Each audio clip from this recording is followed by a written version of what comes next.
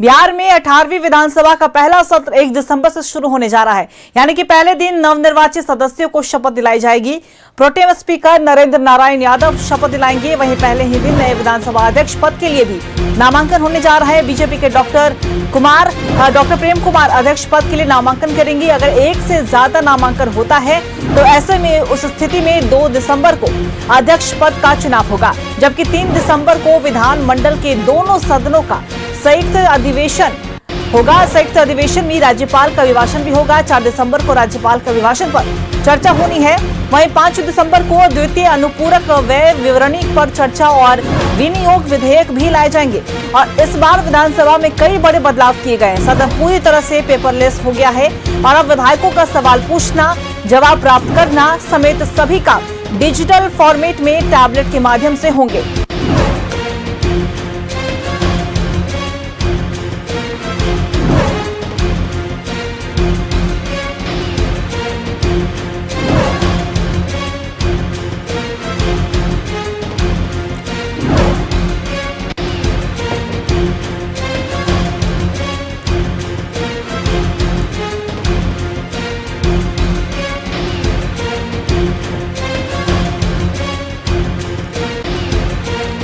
देखिए 1 दिसंबर से शुरू होने जा रहा है अब बिहार विधानमंडल का सत्र और पहले ही दिन नए विधानसभा अध्यक्ष पद के लिए भी नामांकन होगा। बीजेपी से गया टाउन से विधायक डॉक्टर प्रेम कुमार अध्यक्ष पद के लिए नामांकन करेंगे और अगर एक से ज्यादा नामांकन होने पर 2 दिसंबर को चुनाव होगा। लेकिन अगर सिर्फ एक नामांकन ही आते हैं तो ऐसे में निर्विरोध डॉक्टर प्रेम कुमार को अध्यक्ष पद के लिए चुन लिया जाएगा, यानी कि विधानसभा के अध्यक्ष के रूप में वो शपथ लेंगे।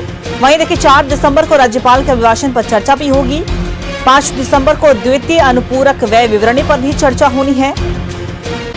5 दिसंबर को विनियोग विधेयक भी पेश किए जाएंगे। 1 से 5 दिसंबर तक विधानमंडल का सत्र चलने वाला है।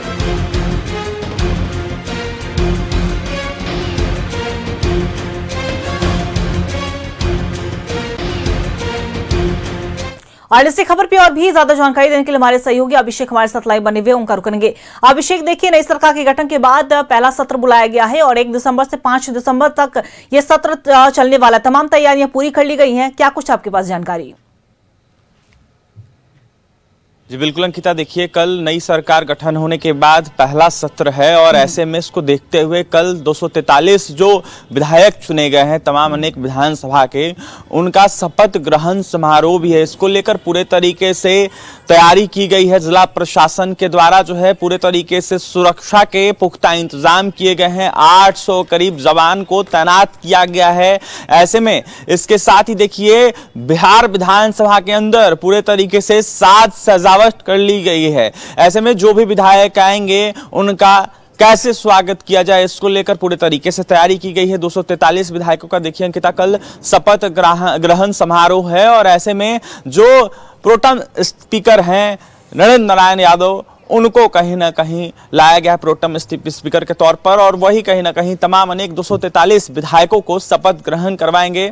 इसको लेकर देखिए लगातार जो चर्चा थी ये क्लियर हो गया है। अब जाकर बिहार विधानसभा अध्यक्ष को लेकर लगातार सवाल उठ रहा है, जहां प्रेम कुमार का नाम काफी चर्चा में है। देखा जाए तो 24 घंटे के अंदर जो है तमाम बातें स्पष्ट हो जाएगी। जदयू लगातार जो है विधानसभा अध्यक्ष पद को लेकर मांग कर रहा है। इसके साथ ही देखिए 243 विधायकों को देखते हुए पेपरलेस इस बार विधानसभा होना है। कहीं ना कहीं जिस तरीके से पेपर से सवाल जवाब किए जाते थे, क्वेश्चनार तैयार किए जाते थे, ये बिल्कुल नहीं। अब जाकर ऑनलाइन सब कुछ होगा टैबलेट के माध्यम से। जी हाँ, टैबलेट के माध्यम से जो 243 विधायक रहेंगे वो, साथ ही विधानसभा के जो अध्यक्ष रहेंगे वो, और सचिव के साथ साथ जो तमाम अनेक पदाधिकारी जो सदन में मौजूद रहते हैं वो टैबलेट के माध्यम से तमाम अनेक सवाल जवाब जो है वो किया जाएगा। इसके साथ ही जो सवाल जवाब विधायक करेंगे वो कहीं ना कहीं अपलोड भी किया जाएगा ऐप के माध्यम से, जिसको जनता देख सकेगी। तो देखिए पूरे तरीके से सुरक्षा के साथ साथ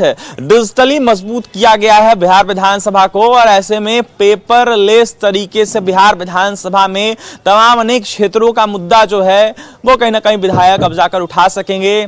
तमाम अनेक लोग जो जो क्षेत्रीय मुद्दा होता है वो देख सकेंगे कि उनके विधायक क्या क्षेत्र का मुद्दा सचमुच उठा रहे हैं या फिर ऐसे ही। देखिए अंकिता, इसको लेकर देखिए पूरे तरीके से हाईटेक और आधुनिक बन गया है इस बार का विधानसभा कह सकते हैं, क्योंकि पूरे तरीके से ऑनलाइन कर दिया गया है और ऑनलाइन तरीके से तमाम अनेक चीजें होगी। इसके साथ ही कल विधायकों का जो शपथ ग्रहण समारोह है वो होगा। इसके साथ ही अगले दिन यानी कि 2 दिसंबर को विधानसभा के अध्यक्ष पद का चुनाव होगा। इसके साथ ही देखिए 3 दिसंबर को राज्यपाल का अभिभाषण होना है। इसके बाद अगर बात करें तो 4 दिसंबर को सरकार का फ्लोर टेस्ट होना है और 5 दिसंबर को जो विनियोग विधेयक है वो कहीं ना कहीं पेश किया जाएगा। ऐसे में पूरे तरीके से बिहार विधानसभा चुनाव के बाद जिस तरीके से पहली बार सत्र की शुरुआत हो रही है, इसको लेकर विपक्ष ने भी कमर कस ली है, विपक्ष ने भी पूरे तरीके से तैयारी कर ली है। विपक्ष कहीं ना कहीं घेरने का काम करेगा। विपक्ष की अब की बार विधायकों की संख्या की बात की जाए तो काफी कम है, मात्र और मात्र 38 विधायक कहीं ना कहीं विपक्ष के पास है। 25 विधायक सबसे ज्यादा अगर विपक्ष के दलों की बात की जाए तो राजद के पास है। और ऐसे में किस तरीके से विपक्ष के तौर पर मजबूती से विपक्ष जो है जनता की आवाज को रख सकेगा, सरकार को घेरने का काम करेगा, सवाल उठ रहा है। लेकिन जिस तरीके से विपक्ष ने तैयारी की है, पूरे तरीके से सरकार को घेरने की तैयारी पूरी कर ली है विपक्ष ने। और कल जिस तरीके से पहला दिन है, विपक्ष कहीं ना कहीं सरकार को घेरने का काम बखूबी करेगा, क्योंकि जब जब सदन की शुरुआत होती है तब तब विपक्ष लगातार जो है सत्ता पक्ष को घेरते हुए नजर आता है, सत्ता पक्ष के कामों पर सवाल उठाते हुए नजर आता है। इसके साथ ही सत्ता पक्ष पर काफी ज्यादा हमलावर आता है नजर। जी अंकिता। बिल्कुल। और देखिए इस बार का विधानसभा की अगर हम बात करें सत्र की, तो जिस तरीके से आपने भी चर्चा की कि प्रेम कुमार अध्यक्ष बनने जा रहे हैं, हमने हमेशा देखा है जब चुनाव खत्म होने के बाद जब ये चर्चाएं तेज हो रही थी, विजय कुमार सिन्हा से जब प्रेम कुमार की मुलाकात हुई थी तब से ही, और ये संशय लगातार आशंका जताई जा रही थी, लेकिन अब फिलहाल इस पे मुहर भी लगता हुआ नजर आ रहा है। और जब प्रेम कुमार की बात होती है, अभिषेक, तो हमने देखा है कि वो लगातार गया टाउन से जीतते आ रहे हैं, अनुभवी नेता में से एक है, वरिष्ठ नेता में से एक है बीजेपी की तरफ से। तो ऐसे में बिहार विधानसभा अध्यक्ष का अगर उनके हाथ में जाता है और जिस तरीके का, तो उनके ऊपर एक बड़ी जिम्मेदारी होगी किस तरीके से वो सत्र को चलाते हैं, विपक्ष को किस तरीके से संभालते हैं, क्योंकि विपक्ष तो लगातार हमलावर होने वाला है। जी बिल्कुल अंकिता, देखिए विपक्ष काफी ज्यादा हमलावर होने वाला है और प्रेम कुमार कह सकते हैं सबसे बड़े नेता में से भारतीय जनता पार्टी बिहार के एक नेता हैं। 8 बार से विधायक गया टाउन से बन रहे हैं। राजनीतिक पकड़ उनकी काफी ज्यादा है। जब जब उन्होंने चुनाव लड़ा है तब तब उन्होंने जीत दर्ज की है और जनता उनको चाहती है। राजनीतिक पकड़ उनकी काफी ज्यादा है बिहार में, और इसको देखते हुए सरकार बनने के बाद हमेशा उनको मंत्री पद जरूर दिया जाता है। इस बार विधानसभा अध्यक्ष की चर्चा है, क्योंकि जिस तरीके से प्रेम कुमार का अनुभव है, जिस तरीके से उनका उम्र हो गया है, इसको देखते हुए कहीं ना कहीं कहा जा रहा है कि ये अंतिम बार जिस तरीके से मौका जो है कहीं ना कहीं अध्यक्ष के रूप में उनको दिया जाएगा। इसके बाद गया टाउन का कोई और राजनीतिक उनका विरासत संभालेगा, लेकिन फिलहाल अध्यक्ष के तौर पर प्रेम कुमार के नामों की चर्चा जो है पूरे तरीके से है। बीजेपी खेमे की बात की जाए या फिर एनडीए खेमे की बात की जाए, पूरे एनडीए खेमे में प्रेम कुमार की चर्चा है। और ऐसे में कह सकते हैं कि प्रेम कुमार के नामों पर मुहर लग सकता है, क्योंकि दूसरा विकल्प शायद ही कोई है। जदयू कोशिश कर रही है, लेकिन मेरे ख्याल से जिस तरीके से सूत्रों के हवाले से खबर आ रही है, इसको देखते हुए प्रेम कुमार ही अध्यक्ष पद पर रहेंगे, क्योंकि पिछली दफा जिस तरीके से सरकार बनी थी एनडीए की, उस वक्त भाजपा के ही चेहरे बिहार विधानसभा के अध्यक्ष थे। और जब जब सरकार बनी है तब तब देखने को मिला है कि बिहार विधानसभा का अध्यक्ष जो है भारतीय जनता पार्टी से ही कोई नेता होता है। तो फिलहाल नंदकिशोर यादव के बाद देखिए प्रेम कुमार के नामों की चर्चा हो, और प्रेम कुमार कह सकते हैं कि फाइनल ही कहीं ना कहीं एनडीए का अध्यक्ष का चेहरा हो सकते हैं। जी अंकिता। देखिए, और विपक्ष की जब बात हो रही है तो हमने देखा है चुनाव में अभिषेक की विपक्ष को करारी हार का सामना करना पड़ा, यानी कि महागठबंधन की जो संख्या थी पहले वो और भी ज्यादा कम होती हुई नजर आई। कहां अगर हम बात करें सबसे ज्यादा सीटों पर लड़ रही थी आरजेडी, लेकिन उनके खाते में से 25 सीटें आई और पूरा विपक्ष ही 40 के नीचे ही सीट पर सिमट गया है। ऐसे में जरूरी ये भी देखना है, क्योंकि अगर हम बात करें विपक्ष की तो संख्या बहुत ही कम है, तो जाहिर सी बात है कि अगर संख्या कम है तो आपके पास मुद्दे अगर बोलने होंगे तो सत्ता पक्ष पर हावी हो सकती है। तो विपक्ष की भी एक बड़ी जिम्मेदारी है और विपक्ष के ऊपर ये बोझ भी रहेगा, क्योंकि विपक्ष को एक अहम भूमिका माना जाता है कि जनता की बातों को वो रखते हैं। अगर सरकार कहीं पे चूक करते हुए नजर आती है तो उनको एक आईना दिखाते हैं। तो ऐसे में विपक्ष के ऊपर भी एक जिम्मेदारी भी है। जी बिल्कुल अंकिता, विपक्ष के ऊपर बड़ी जिम्मेदारी कह सकते हैं, क्योंकि जिस तरीके से विपक्ष पहले जिद दर्ज किया था, जिस तरीके से तमाम अनेक विधायक हुआ करते थे विपक्षी खेमे में, 100 से ऊपर विधायक हुआ करते थे, लेकिन अब जाकर जिस तरीके से शिकस्त मिली है, इसको देखते हुए जनता काफी ज्यादा जो है आस लगाए बैठी है कि विपक्ष किस तरीके से हमलावर रहेगा, सरकार पर किस तरीके से सवाल उठाएगा। संख्या काफी कम है, सत्ता पक्ष भी लगातार कहीं ना कहीं विपक्षी दलों पर हावी है और साफ तौर पर कह रहा है कि 25 पर गलती से सिमट गए। ऐसे में नेता प्रतिपक्ष बनने लायक तक नहीं रहते तेजस्वी यादव। इसके साथ ही लगातार दावा भी बीजेपी की तरफ से खासकर किया जा रहा है कि विपक्षी दलों के द्वारा जिस तरीके से दावे किए जा रहे थे वो पूरे तरीके से फेल है और तेजस्वी यादव अपना सीट गलती से बचा लिए, वो भी कहीं ना कहीं उनके हाथ से निकलने जा रहा था। तो अंकिता कह सकते हैं पूरा देखते हुए जिस तरीके से समीकरण बन रहा है, जिस तरीके से विपक्षी दल इस बार सदन में आएगी, तो सदन में जिस तरीके से आई, किस तरीके से सत्ता पक्ष पर हावी रही, किस तरीके से जनता का आवाज बुलंद करेंगी, बड़ा सवाल है, देखने वाली बात होगी। लेकिन विपक्ष को देखते हुए जनता काफी ज्यादा आस और उम्मीद विपक्ष पर लगाए हुए है और विपक्ष क्या कुछ करेगा ये तो कहीं ना कहीं समय बताएगा। लेकिन संख्या बल कम होते हुए भी देखा गया है पहले भी कि विपक्ष काफी मजबूती से अपना जो है आवाज बुलंद करते हुए नजर आया है। लेकिन जिस तरीके से संख्या बल है, कहीं ना कहीं विपक्ष को थोड़ा कम ही देखा जा रहा है। जी अंकिता, देखिए अभिषेक, और साफ तौर पे कहा जाए जिस तरीके का हमने देखा 163 धारा लागू कर दी गई है, यानी कि प्रदर्शन पर पूरी तरीके से रोक है। लेकिन हमने चुनाव के समय भी देखा और चुनाव से पहले भी हमने देखा है कि विपक्ष ने वोट चोरी का मुद्दा जोरों से उठाया है। SIR के मुद्दे को लगातार लेते हुए विपक्ष जो है वो सत्ता पक्ष पर कई तरह के आरोप भी लगाते आई है, खासतौर पर केंद्र सरकार पर। तो ऐसे में जिस तरीके के सत्र चलने वाला है, यानी कि 1 से 5 दिसंबर तक सत्र की कार्यवाही चलेगी, तो क्या इस दौरान विपक्ष वोट चोरी का मुद्दा भी उठाता हुआ नजर आ सकता है?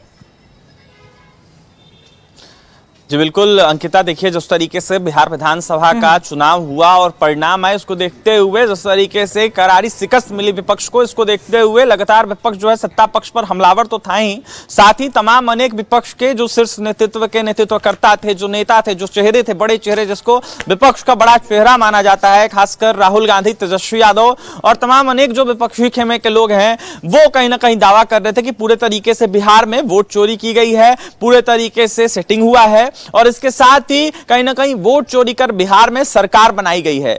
तो फिलहाल ये मुद्दा भी कह सकते हैं कि काफी बड़ा होने वाला है। वोट चोरी का आरोप विपक्ष जरूर लगाएगा, क्योंकि विपक्ष हमेशा से कहीं ना कहीं एनडीए सरकार पर वोट चोरी का आरोप लगाते हुए नजर आया है। पहले भी वोटर अधिकार यात्रा के तहत राहुल गांधी बिहार घूम रहे थे और काफी ज्यादा हमलावर थे। दावा भी विपक्षी दलों के द्वारा किया जा रहा था कि जिस तरीके से राहुल गांधी बिहार घूम रहे हैं, इसका फायदा महागठबंधन को मिलेगा, महागठबंधन के नेताओं को मिलेगा, महागठबंधन के पार्टियों को मिलेगा और बिहार विधानसभा में कहीं ना कहीं काफी चुनौती रहेगी सत्ता पक्ष के लिए। लेकिन परिणाम से पड़े आए और फिलहाल जिस तरीके से तस्वीरें सामने निकल के आई, विपक्ष कहीं ना कहीं कुछ ही सीटों पर सिमट गया। तो विपक्ष सवाल तो उठाएगा ही, लेकिन इससे कुछ नहीं होना जाना है। जनता को विकास से मतलब है, विकास के मुद्दों से मतलब है, बिहार कैसे विकसित हो इससे मतलब है। विपक्ष कुछ भी कह ले, कुछ भी सवाल उठा ले, ये कहीं ना कहीं सत्ता पक्ष को इससे कोई मतलब नहीं है। सत्ता पक्ष बस बिहार के मुद्दों पर, विकास के मुद्दों पर लगातार चर्चा कर रही है। कई तरह की योजनाओं के साथ साथ उद्योग धंधे, रोजगार के साथ साथ कई तरह के मुद्दों पर देखिए सत्ता पक्ष काम कर रही है। तो फिलहाल विपक्ष के पास मुद्दा भी कह सकते हैं काफी कम है इस बार। जी अंकिता, देखिए बिल्कुल अभिषेक, को मेरा एक आपसे आखिरी सवाल होगा। हमने देखा कि चुनाव के दौरान कई नए चेहरे भी उतारे गए थे और खासतौर पर एनडीए की तरफ से, बीजेपी की तरफ से कई ऐसे बड़े बड़े महारथी का टिकट काट कर नए चेहरों को मौका दिया गया। तो कहीं ना कहीं इस बार के सत्र में और पूरे अगर ओवरऑल अगर हम 5 सालों की बात करें तो युवा चेहरे, एक नया चेहरा देखने को मिलेगा, एक नई ऊर्जा भी देखने को मिलेगी। तो उन्हें भी सुनना बड़ा दिलचस्प होगा कि वो किन मुद्दों पर बात करते हैं और खासतौर पर मैथिली ठाकुर से। जी बिल्कुल अंकिता, देखिए मैथिली ठाकुर के साथ साथ और भी कई सारे ऐसे चेहरे हैं जो पहली बार विधायक बने हैं, उम्र काफी कम है, 30 से अंदर के ही हैं, और ऐसे विधायकों से उनके क्षेत्र की जनता को काफी ज्यादा आस है, काफी ज्यादा उम्मीद है। और ऐसे में जनता कहीं ना कहीं देखना चाहती है कि जिनको हमने जनप्रतिनिधि बनाया है इतने कम उम्र में, वो किस तरीके से खड़े उतरते, किस तरीके से क्षेत्रीय मुद्दा को उठाते, किस तरीके से क्षेत्र में विकास करते हैं और किस तरीके से विधायक के रूप में खड़े उतरते हैं। तो फिलहाल ये दिलचस्प सच में है, क्योंकि नए चेहरे, युवा चेहरे और युवाओं को जिस तरीके से मौका दिया गया वो कहीं ना कहीं जीत दर्ज किए हैं। ऐसे में जनता ने भरोसा इसलिए जताया है क्योंकि युवा चेहरे हैं और युवा काफी ज्यादा एक्टिव होते हैं। तो फिलहाल सब लोगों की निगाहें हैं, सब लोगों की नजर है, खासकर मैथिली ठाकुर के कार्यकाल को देखते हुए जो 5 साल मौका मिला है, इस पर भी जनता की नजर है कि किस तरीके से मैथिली ठाकुर हो या फिर सुजीत पासवान हो खड़े उतरेंगे। जी अंकिता। चलिए बिल्कुल अभिषेक, और जब कल से जब सत्र की शुरुआत होगी तो देखना बड़ा दिलचस्प होगा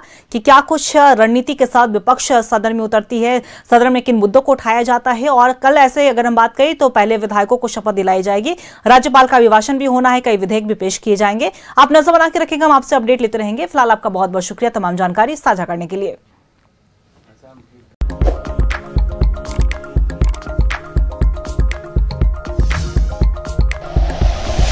like and share videos, subscribe करें हमारा चैनल और प्रेस करें बेल आइकॉन। न्यूज़ 11 भारत, सच है तो दिखेगा।